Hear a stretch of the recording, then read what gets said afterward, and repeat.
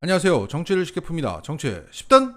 일본의 핵 오염수 해양 투기가 임박한 가운데 오늘 부산역 광장에서는 어민 1,300명이 나와서 이렇게 외치고 있다고 합니다. 우리 수산물은 안전하다. 방사능 오염수 괴담으로 수산인들이 죽어간다. 가짜뉴스 박멸하여 우리 수산 지켜내자. 코로나19 어려움을 끝내고 우리 어민들이 생업전선으로 돌아오는 이때 일본 정부의 원전 오염수 해상 방류 계획이 국내 수산물 소비 위축으로 이어져 2차 타격을 받고 있다. 지금까지 일본 후쿠시마 앞바다에서 살던 생선이 우리 동해나 남해 앞바다까지 헤엄쳐 와서 잡혔다는 것은 들은 바가 없다. 막연한 불안감만을 부추기는 일부 전문가라는 이들의 행태를 우리 어민들은 용납할 수 없다. 우리 수산물을 폄훼하는 악의적 뉴스가 확대 재생산되는 것을 경각심을 가지고 지켜봐야 한다.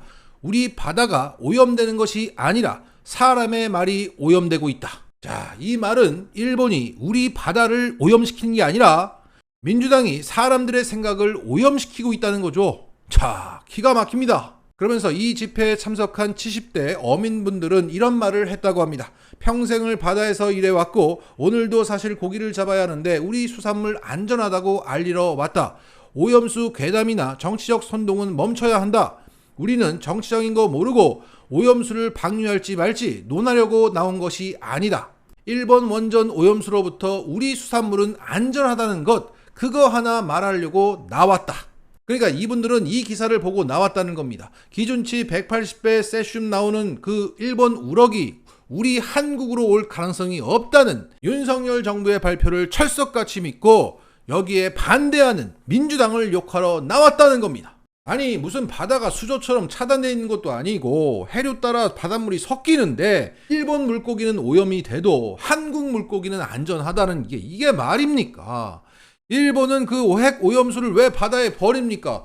그게 위험하니까 버리는 거 아닙니까? 자기들로부터 멀리 가라고 버리는 거 아니에요. 그게 돌아 우리 앞바다에 와서 우리 수산물을 오염시키는 거 아니에요. 이걸 이해를 못한다고? 자, 이걸 이해를 못한다면 이건 어떻습니까? 오늘 부산일보가 부산의 지척인 대마도에 방패장이 들어선다는 소식을 전하고 있습니다. 최근 일본 NHK는 대마도시 의회가 방사성 폐기물 처분장, 즉 방패장 유치를 위한 특별위원회를 설치했고 이달부터 그 논의에 들어간다고 전했습니다. 대마도가 갈수록 인구가 감소되고 먹고 살기가 힘들어져서 방패장을 유치해서 중앙정부로부터 돈을 받으려고 한다는 겁니다. 그래서 대마도 어민들은 야, 이거 들어오면 수산물 수요가 심하게 줄어들 것이고 우리 다 죽겠다라고 판단해서 지금 방패장 유치 반대 집회를 진행 중이라고 합니다. 그 집회에서는 이런 말이 나오고 있다고 합니다. 대마도가 핵의 쓰레기장이라는 인상을 받으면 사람은 오지 않고 인구는 줄어들고 물건은 팔리지 않는다. 대마도에는 닦으면 빛나는 보물들이 많기 때문에 방패장이 없어도 충분히 해나갈 수 있다. 그런데 부산 어민들은 뭐하고 있습니까? 반대는커녕 반대하는 민주당을 반대하고 있어요. 그리고 대마도에 방패장이 생기면 어떻게 되는 겁니까? 부산 앞바다에서 잡히는 물고기가 과연 안전하다고 할 수 있습니까? 이것도 괴담이에요? 이것도 막 사람의 머릿속을 막 오염시키는 거야? 자신들을 위한 얘기를 괴담이라고 하니까 이렇게 일본에 놀아나니까 일본 정부가 우리 눈치 안 보고 핵오염수 막 투기하고 대마도에 방패장 짓는 거 아닙니까? 누가 부산 앞바다를 오염시키고 있습니까? 오로지 국힘 말만 믿는 당신들이 오염시키고 있는 겁니다. 오늘도 어김없이 이 측들은 재발등을 찍고 있습니다. 김건희 양평고속도로 게이트에 대해서 오늘 이재명 대표는 이 사안을 난생 처음 보는 국정농단이라고 말했습니다. 김건희 로드 여러분 많이 들어보셨겠죠? 저는 지금까지 많은 국정농단 사례들을 봐왔지만 9조 원대 국책사업을 아무런 설명도 없이 갑자기 옮기는 거 처음 봤습니다. 이런 게 국정농단 아닙니까? 그래도 그 이전에는 뭔가 명분이라도 있고 핑계라도 대고 했는데 아예 뻔뻔하게 아무 이유도 없이 갑자기 옮겨놓고는 문제 제기를 하니까 이번에는 아예 백지화시키겠다고 행패를 부리고 있습니다.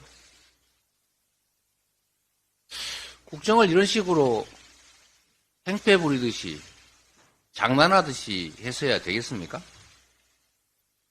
누가 뭐라고 말한들 국토부가 대통령 처가 입장을 고려해서 그런 결정을 했을 것이다라고 의심할 수 있지 않습니까? 당연히 대통령실이 나서서 해결해야 됩니다. 원안 추진하라. 간단합니다. 전문가들이 다 검토한 것이고 수년간에 걸쳐서 전문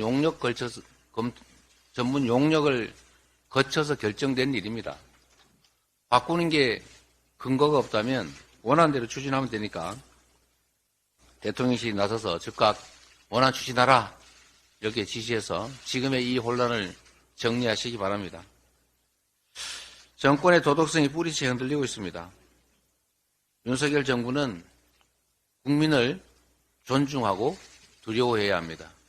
집단지성은 언제나 살아있고 국민은 여러분들이 생각하시는 것보다 훨씬 현명하다는 사실을 기억하기 바랍니다. 자, 이재명 대표가 말했듯이 이 사안은 최초 종점을 왜 변경했는지에 대한 정부 측 설명이 나와줘야 되는데 나올 리가 없어 보입니다. 국민을 두려워하지 않으니까, 쾌대지로 하니까 설명할 리가 없죠. 물론 오늘자 조선일보가 그 첫 단추 얘기를 대신 했습니다. 전문가들은 양서면안보다 강상면안이 더 좋대요 라며 정부 결정에 정당성을 부여하고 있지만 택도 없는 얘기입니다. 수많은 국민들이 부동산 전문가인 이 나라에서 이런 언플이 먹힙니까? 그래서 동아일보는 이런 사설을 올리고 있는 겁니다. 오늘자 동아일보의 사설은 이렇습니다. 의혹을 신속하게 규명하고 주민 뜻 반영해서 재추진하라. 첫 단추를 바로 잡으라는 얘기죠. 현재 이 상황은 백지화로 정쟁이 수그러들기는커녕 격화하고 있다. 국힘은 민주당도 강상면안을 추진했다고 주장하고 있지만 양서면 안을 조금 바꾸면 강화면을 통과하기 때문에 강화 IC는 어느 안이든 설치가 가능하다. 따라서 민주당이 강화 IC를 원한다고 강상면 종점으로 귀결되지 않는다. 정확합니다. 국토부와 양평군 사이에 비공개 협의 과정이 진행됐다. 이 과정이 투명하게 공개되어야 한다.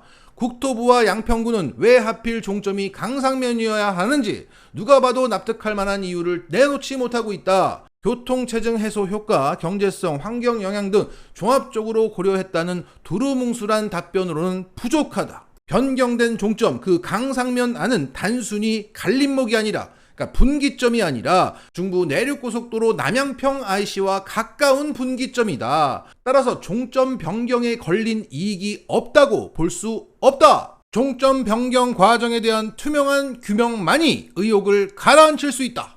자, 상황 판단, 사실관계, 해결책까지 모두 정확합니다. 그러나 동아일보의 일반 기사에서는 이 양평 게이트에 대해서 매우 소극적으로 대응하고 있습니다. 대신 김남국 의원의 코인 얘기를 또 하고 있어요. 그러니까 내가 아무리 친윤 언론이라고 하지만 이건 아니라는 거죠. 지금이라도 바로 잡으라는 겁니다. 이대로 가면 언젠가는 작살난다. 그래서 최근 스픽스 방송의 썸네일이 정확한 거죠. 양평 게이트 정권 벼랑 끝으로 mon다. 이럴 때 동아일보 기자 출신 이낙연 선생은 뭐 하는지 모르겠습니다. 미국으로 다시 돌아간 줄 알았어요. 아무 말도 안 해서. 분명 나라를 바로 세우겠다고 했는데 양평 지금 바로 세워야 될 것 같은데 간제비 안철수도 개소리지만 한마디 했는데 이게 무슨 야권 인사인지 여권 인사인지 모르겠습니다. 오늘자 동아일보의 기사에 따르면 이낙연 선생은 주한 프랑스 대사와 차를 마신다고 합니다.